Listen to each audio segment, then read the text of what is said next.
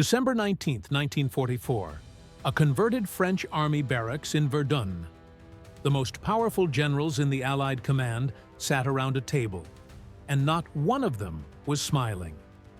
3 days earlier, over 200,000 German soldiers had smashed through American lines in the Ardennes forest. The offensive had caught Allied intelligence completely by surprise. American units were being overrun, surrounded, annihilated. Dwight Eisenhower, Supreme Allied Commander, had called this emergency meeting to figure out how to stop the disaster. The situation was desperate. The 1st Airborne was surrounded at Bastogne. If that town fell, German armor could split the Allied armies in two and potentially reach the coast. Eisenhower looked around the table and asked the critical question: how soon can someone attack north to relieve Bastogne? The room went quiet. Generals stared at maps, calculating logistics, troop movements, supply lines, the distances involved, the winter conditions, the chaos of disengaging units, already in combat. Then George Patton spoke. "I can attack with 2 divisions in 48 hours. The other generals turned and stared at him. Some thought he was joking. Others thought he was grandstanding, making promises he couldn't possibly keep. 48 hours to disengage 3 divisions from active combat, rotate an entire army 90 degrees, move over 100,000 men and thousands of vehicles through snow and ice, and launch a coordinated attack against hardened German positions. It was operationally impossible. Every general in that room knew it. But Patton wasn't bluffing. He wasn't grandstanding. He was the only general in that room who had seen this attack coming, and he had been preparing for it for 11 days. December 9th, 1944, 10 days before the Verdun meeting, Patton's headquarters in Nancy, France. Colonel Oscar Koch walked into Patton's office carrying a stack of intelligence reports that would change the course of the war. Koch was Patton's G2, his chief intelligence officer. He was meticulous, detail-oriented, and deeply worried.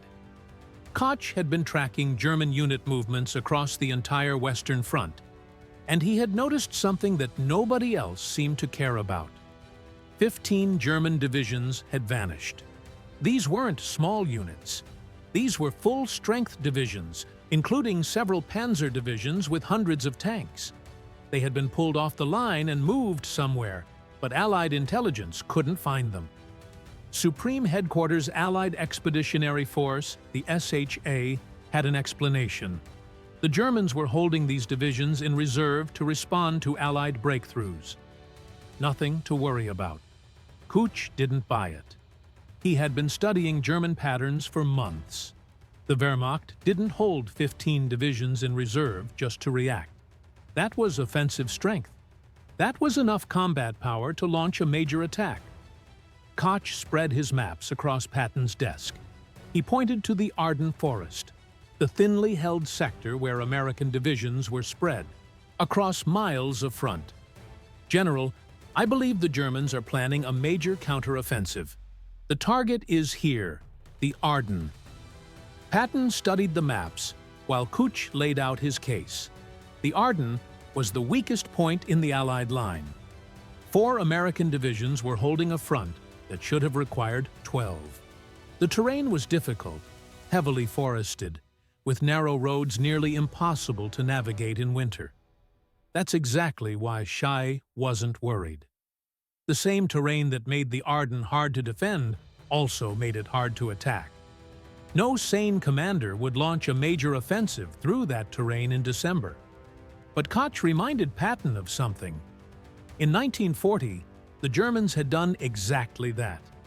They had attacked through the Ardennes and reached the English Channel in 6 weeks. It was the campaign that conquered France. Koch had more evidence. German radio traffic had increased dramatically in the sector. Prisoner interrogations mentioned new units arriving. Local civilians reported unusual activity behind German lines. Patton asked Koch a direct question. If you're right, when does the attack come? Koch's answer was immediate. Within the next 2 weeks, Patton picked up the phone and called Omar Bradley, his immediate superior. He laid out Koch's analysis. Bradley listened, but he wasn't convinced. The SHA intelligence disagreed. The war was almost over. Germany was beaten. They didn't have the strength for a major offensive. Bradley told Patton not to worry.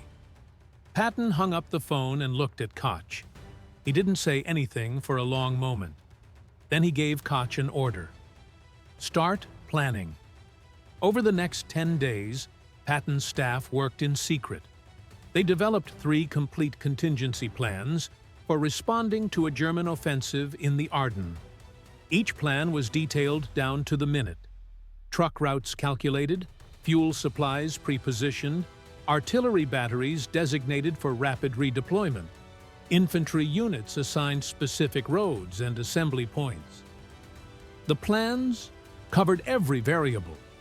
If the German attack came from this direction, Third Army would execute Plan A. If from another direction, Plan B. If the situation required a different response, Plan C. Patton's staff thought their general had lost his mind. Third Army was engaged in offensive operations in the Saar region. They were pushing toward Germany. Why were they planning for a defensive emergency 100 miles to the north? Because Patton trusted Oscar Koch more than he trusted SHAEF. On December 12th, Patton held a meeting with his senior commanders. He told them to be ready to disengage on short notice. He didn't tell them why.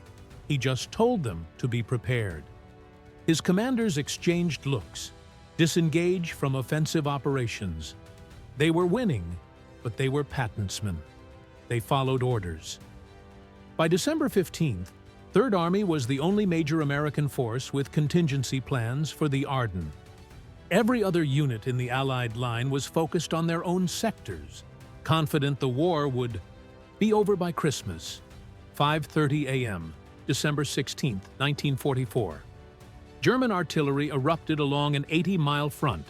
Thousands of shells slammed into American positions. Then the infantry came, then the tanks. 3 German armies, over 200,000 men, smashed into 4 American divisions. The Americans were outnumbered nearly 4-1. Units that had been in quiet sectors for rest suddenly found themselves fighting for survival. Communication lines were cut. Commanders lost contact with their troops. At SHA headquarters, the first reports were dismissed as a local counterattack. It took hours for the scope of the disaster to become clear. At Bradley's headquarters, disbelief this couldn't be happening. Allied intelligence had assured them the Germans were finished. The 106th Infantry Division, newly arrived and positioned in the Ardennes for a quiet introduction to combat, was virtually destroyed. 2 entire regiments surrendered, the largest mass surrender of American troops in the European theater. But at Third Army headquarters, the reaction was different. Patton received the first reports and immediately summoned his staff. He looked at Oscar Koch. "You were right. What's their objective?" Koch studied the incoming reports. "Bastogne. They need the road junction, and then Antwerp." Patton nodded. "Get me General Gaffey. We're executing the contingency plans." While every other American headquarters scrambled to understand what was happening, Patton was already giving orders. Third Army began disengaging from combat operations in the SAR. The other generals would spend 3 days trying to figure out how to respond. Patton had figured it out 11 days ago. December the 19th, the emergency meeting. Eisenhower had called every senior commander in the theater. The situation was grim, but Eisenhower opened with a statement that surprised some present.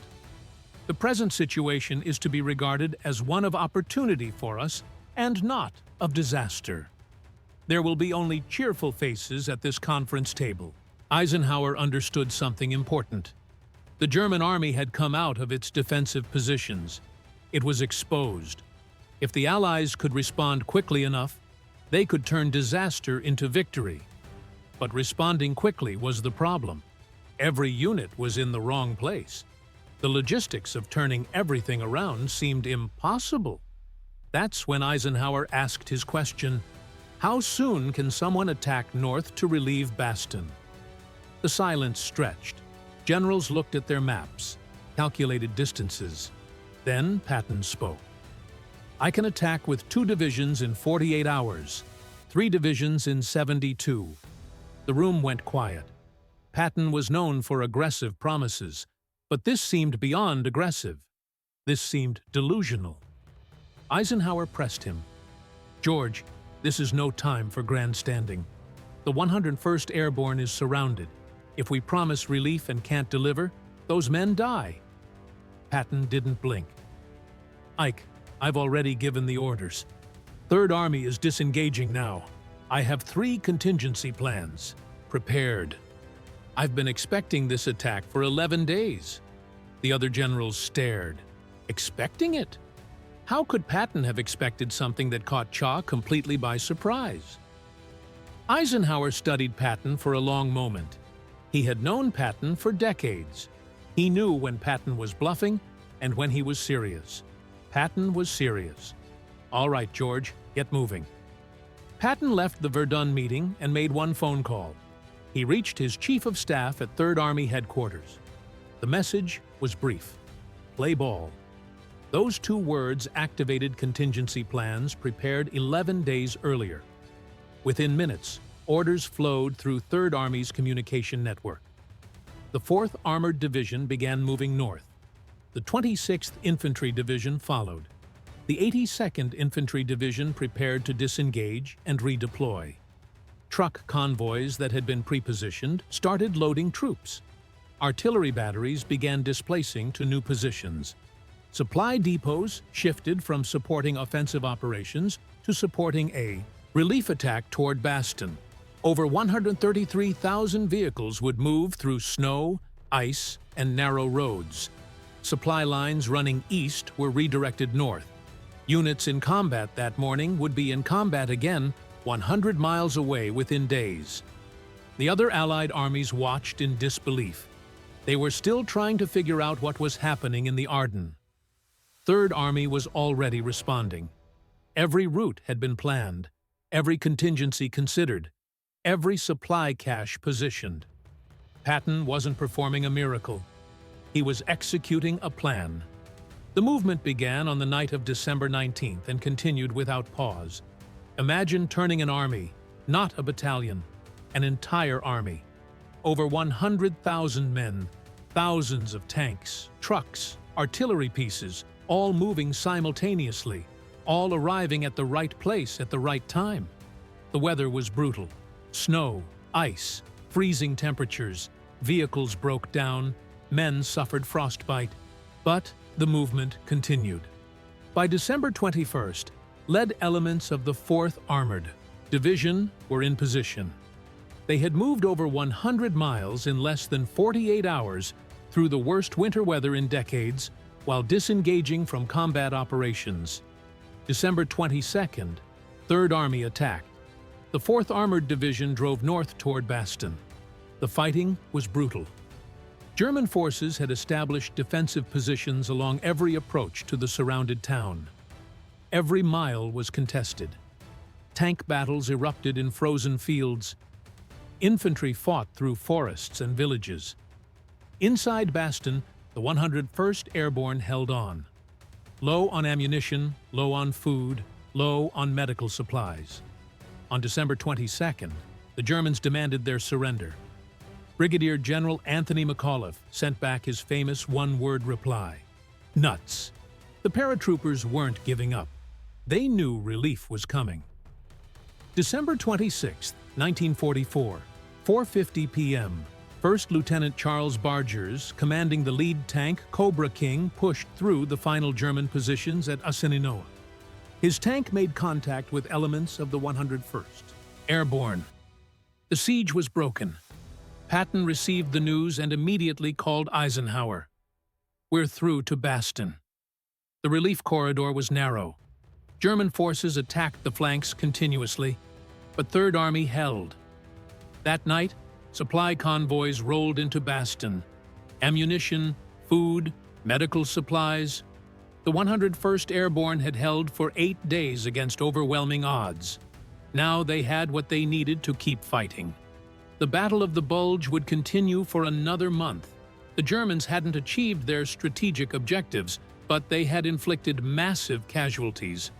Over 19,000 Americans killed, over 47,000 wounded, another 23,000 captured or missing. The bloodiest battle the American Army fought in World War II. But the losses would have been far worse without Patton's relief of Bastogne. If the 101st Airborne had been overrun, if the Germans had captured that road junction, the offensive might have succeeded in splitting the Allied armies. The intelligence failure haunted American command.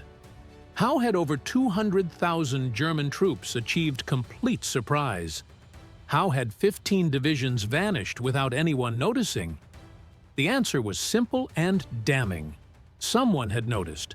Oscar Koch had tracked those divisions. He had predicted the offensive. He had identified the target. But SHAEF had dismissed his analysis. The conventional wisdom said Germany was beaten. A major offensive was impossible. Only Patton had listened. Only Patton had prepared. And when the attack came, only Patton was ready. After the war, Allied intelligence officers interrogated captured German commanders about their planning for the Ardennes offensive. The Germans had expected to reach the Meuse River within 4 days. They had expected to take Antwerp within 2 weeks. They had expected the American response to be slow, confused, disorganized. What they hadn't expected was George S. Patton. German commanders admitted that Patton's counterattack disrupted their entire timetable. The speed of Third Army's response shocked them. They had calculated it would take the Americans at least a week to mount a serious counteroffensive. It took Patton 4 days. General Gunther Blumentritt, who served as Chief of Staff to Run, wrote in a post-war study that Patton was the most aggressive panzer general of the Allies. General Hasso von Manteuffel, who commanded 5th Panzer Army in the Ardennes, was more specific. We knew Patton would react quickly. We didn't know he had prepared for our attack. When his counteroffensive hit us, we realized someone on the American side had anticipated exactly what we were doing. That someone was Oscar Koch. But he was working for George Patton, and that made all the difference. George Patton received no medal for the relief of Bastogne, no special recognition. The official histories praised Third Army's performance, but rarely mentioned the 11 days of preparation that made it possible. Oscar Koch remained largely unknown outside military intelligence circles. His prediction of the Ardennes offensive, one of the most accurate intelligence assessments of the war, was overshadowed by the larger story of surprise and recovery. But within the military, the lesson was clear. Intelligence only matters if commanders act on it. Preparation only works if leaders trust their planners. SHAEF's intelligence failure wasn't about incompetence, it was about assumptions. The analysts had decided the war was almost over. They interpreted every piece of evidence through that assumption. Oscar Koch approached the evidence differently. He didn't assume the war was over. He asked what the evidence actually showed. But having good intelligence wasn't enough. Other commanders received Koch's analysis. Bradley was briefed. SHAEF saw the reports. They all dismissed them. Patton didn't dismiss them. He trusted his intelligence officer. He prepared for the possibility that Koch was right and everyone else was wrong. At the Verdun meeting, the other generals stared in disbelief when Patton said 48 hours. They thought he was grandstanding. He wasn't. He was telling them something they should have known themselves. The Battle of the Bulge was a failure of intelligence at the highest levels, but it was also a story of one general who listened when no one else would. That's why Patton was the only general ready for the Battle of the Bulge. Not because he was lucky, not because he was reckless, because he was prepared. And in war, preparation is everything.